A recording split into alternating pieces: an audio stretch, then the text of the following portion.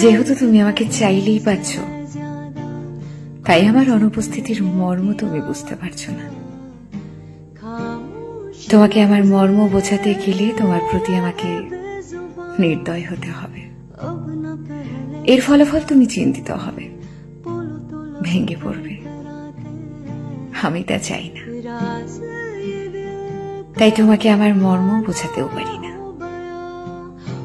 তবে তোমার বোঝা উচিত, কারণ তোমাকে ভালো দেখতে চাওয়া আমার অপরাধ নয়, যার শাস্তি হিসেবে ঠিকই তুমি আমাকে অবহেলা দিচ্ছ। তুমি আমাকে অবহেলা করতেই পারো, কিন্তু তার আগে তোমার প্রয়োজন নিজেকে শক্ত করা।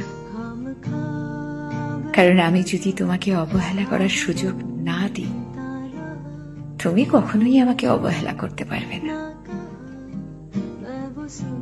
তবে আমি অবহেলা ফিরিয়ে দিলে তুমি আশ্চর্য রকম ব্যথিত হবে। তোমাকেও কেউ অবহেলা করতে পারে, এটা তুমি মেনে নিতে পারবে না,